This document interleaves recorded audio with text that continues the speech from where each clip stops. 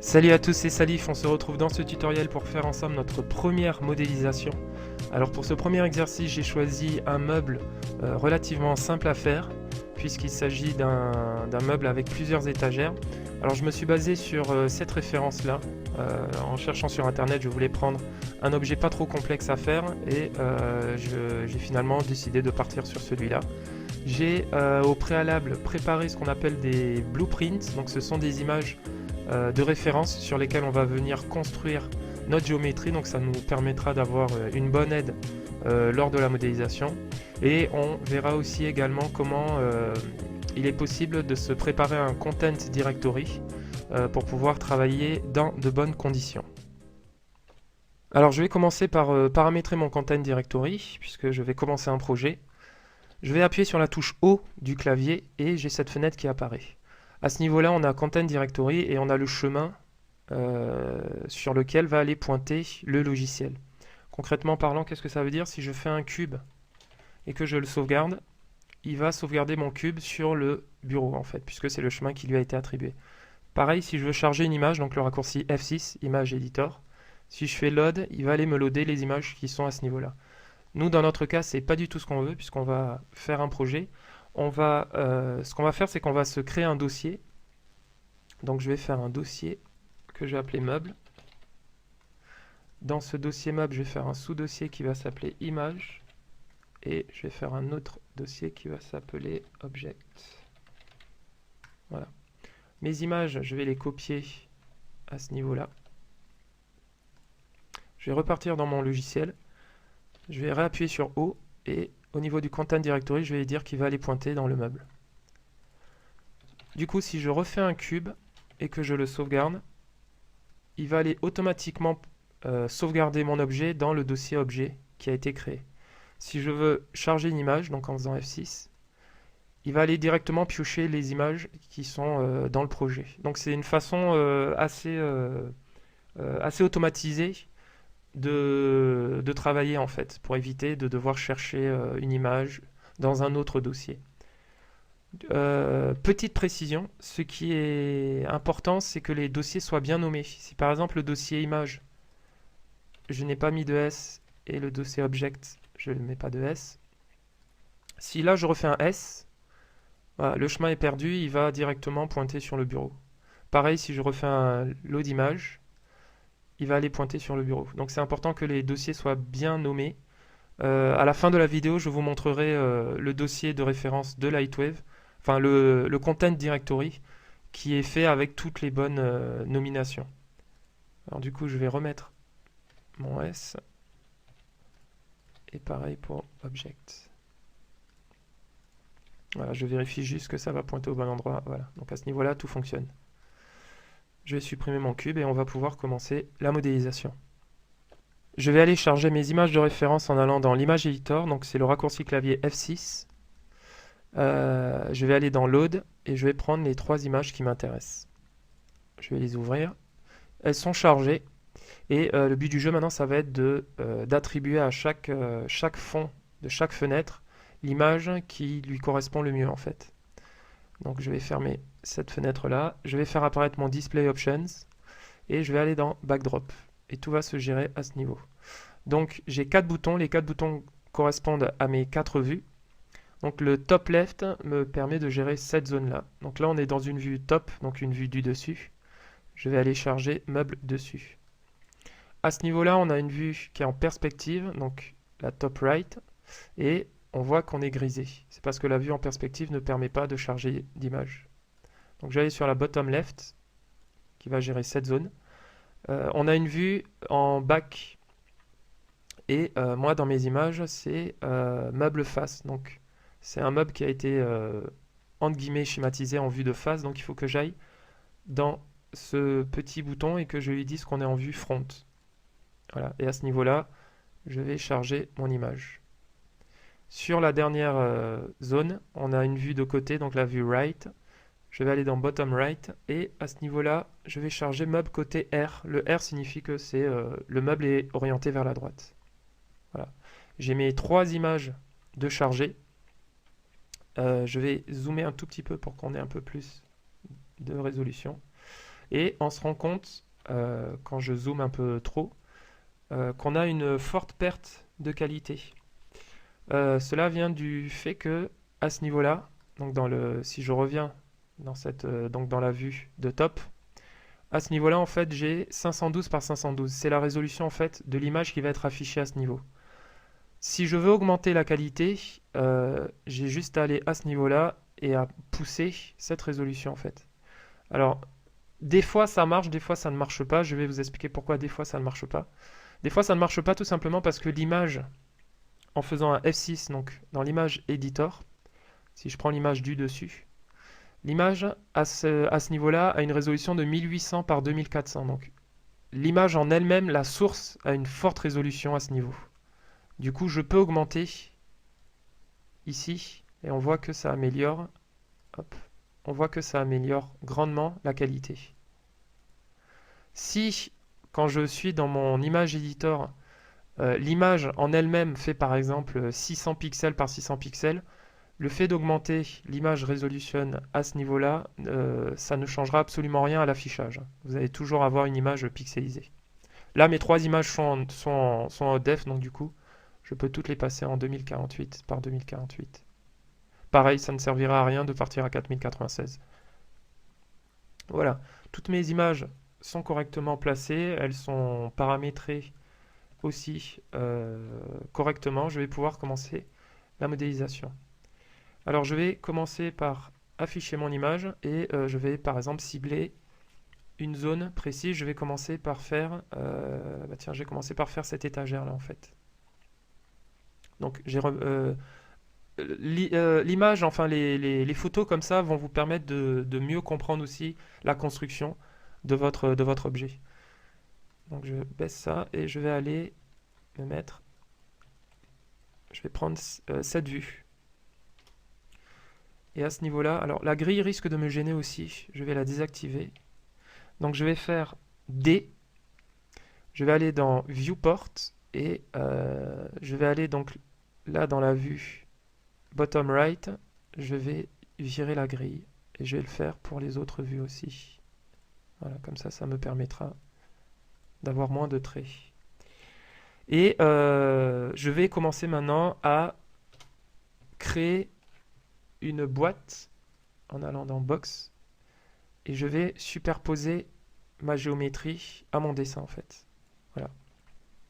Une fois que j'ai la bonne proportion sous cet angle-là, je ressors de ma fenêtre avec la touche 0 et je me mets dans la vue de face et je vais maintenant donner la largeur de ma planche en fait. Donc, je vais rentrer dans ma fenêtre.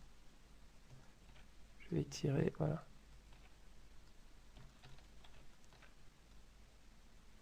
Voilà. Qu'est-ce qui se passe dans notre vue en 3D? Donc pour zoomer rapidement sur un objet, c'est Shift A. Voilà, je vois que j'ai dessiné une planche qui a les bonnes proportions. Donc je peux finaliser ma création en appuyant sur la touche espace. Et on a notre première planche.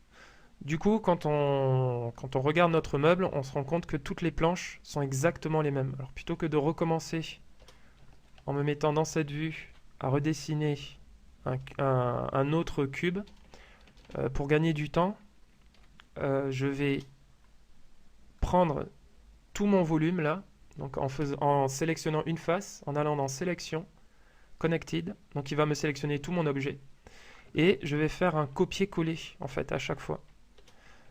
Donc là tout est sélectionné, je vais faire CTRL-C, CTRL-V, et je vais aller dans Modify et je vais me mettre en Move, et je vais tirer ma planche vers le haut. Voilà, tac. Et je vais refaire CTRL-C, CTRL-V et repartir encore une nouvelle fois vers le haut. D'accord.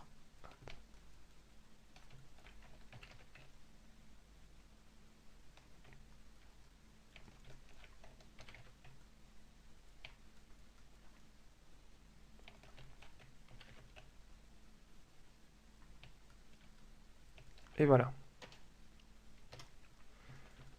Donc dans la vue perspective, on se rend compte qu'on a toute une succession d'étagères de placées. Je vais maintenant Je vais repartir sur mon image. Les étagères centrales étant faites, on va aller sur les planches latérales. Donc, pareil, je vais fermer ma fenêtre. Je vais me mettre en vue de face. Et je vais dessiner une boîte qui part de là. En touchant la tranche de ma planche. Et je vais descendre voilà, jusqu'en bas. Donc là, j'ai la face de ma planche qui est faite. Voilà, on peut le constater. Et pour créer la profondeur, je vais me mettre soit sur la vue de côté ou soit sur la vue du dessus. Bon, puisqu'on a déjà travaillé avec la vue de côté, on va basculer sur la vue du dessus. Voilà, donc j'ai juste à tirer à ce niveau-là. Et là, pareil, je tire à ce niveau-là, en fait. Voilà. Et on voit notre meuble dans la vue perspective se construire progressivement. Pareil, cette planche-là sera exactement la même de l'autre côté. Donc, sélection, connected. Alors, le raccourci clavier pour sélectionner tout un objet, c'est Alt-GR et le crochet, en fait. Voilà. CTRL-C, CTRL-V. Et je vais mettre...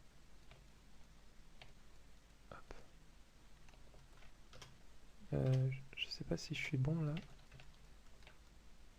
Oui, ok. Voilà.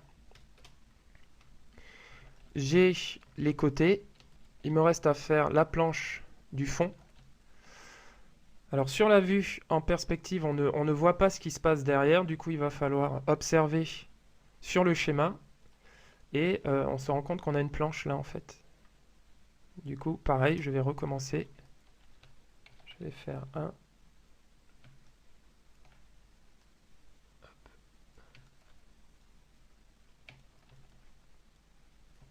Voilà. Je vais faire un rectangle.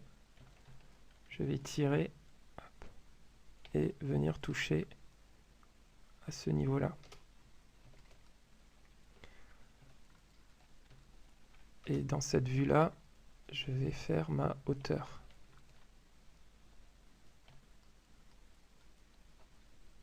Qui va aller jusqu'ici.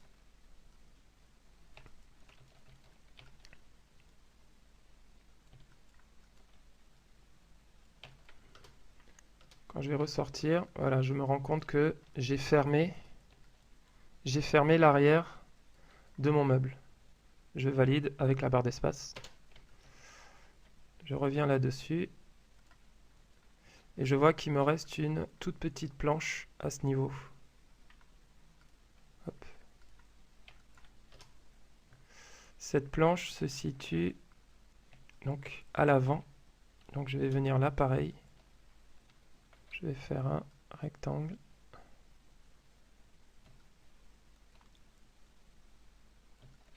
Voilà, qui va toucher ma planche du dessus. Et je vais me mettre dans la vue de face et je vais tirer. Je vais rester en vue perspective, comme ça on va peut-être voir un peu ce qui se passe, voilà. Sur le fait de tirer à ce niveau-là. Ça peut aider aussi des fois de garder la vue en perspective pour mieux comprendre. Voilà, donc j'ai un côté et là je peux aller tirer. Je vais zoomer un peu. Voilà. Et j'ai fini mon meuble. Donc, ce qui va être un peu délicat dans ce genre d'exercice les premières fois, c'est d'essayer d'interpréter les formes et de s'orienter aussi par rapport au plan en fait. Ne surtout pas hésiter à ressortir une fois de temps en temps de ce genre de vue, en fait, ressortir pour observer ce qui se passe dans la vue perspective en fait. C'est vraiment une vue qui permet de bien voir si on est en train de construire correctement notre objet ou pas. Et aussi de toujours basculer avec ce genre de vue pour voir si on est raccord. Je vais réduire ça. Hop. Voir si on est raccord avec ce qu'on est en train de faire. Les proportions du meuble me semblent relativement bonnes si je me base sur la photo de référence. Il ne nous reste plus qu'à sauvegarder notre objet pour pouvoir finaliser sa création. Je vais aller donc dans File et je vais faire un Save Object. et je vais l'appeler meuble 3D. Voilà, mon objet est sauvegardé. On arrive presque au bout de ce tutoriel, alors je vais revenir sur une petite chose concernant les Content Directory. Donc voici à quoi peut ressembler un Content Directory relativement chargé, j'ai envie de dire, puisque c'est un content qui est créé au moment où vous installez Lightwave. Donc tous ces dossiers-là vont stocker des informations propres à des outils qu'il y aura soit dans le modeler ou soit dans le layout. Voilà. Donc dans notre cas précis à nous, on n'avait pas besoin de créer autant de dossiers puisqu'on était sur de la modélisation vraiment purement classique. Voilà, ce tutoriel arrive enfin à son terme, j'ai envie de dire, puisqu'il a été relativement long. J'espère qu'il vous aura permis de comprendre comment il était possible de modéliser un objet de ce type-là avec des backdrops. Pour ceux qui souhaiteraient justement refaire l'exercice chez eux, je vais mettre dans un lien WeTransfer l'objet ainsi que les images pour pouvoir les récupérer et travailler tranquillement de votre côté. Je vais juste, pendant que j'y pense, revenir sur une dernière petite option. Concernant les backdrops, vous pouvez, si ça vous gêne de travailler sur des fonds sombres, vous pouvez intervertir les couleurs et tout ce qui sera noir deviendra blanc et ce qui sera blanc passera en noir. Voilà, donc peut-être ça sera un peu plus simple pour vous de travailler sur des couleurs claires. En tout cas, je vous remercie d'avoir regardé jusqu'au bout ce tutoriel et je vous dis à très bientôt.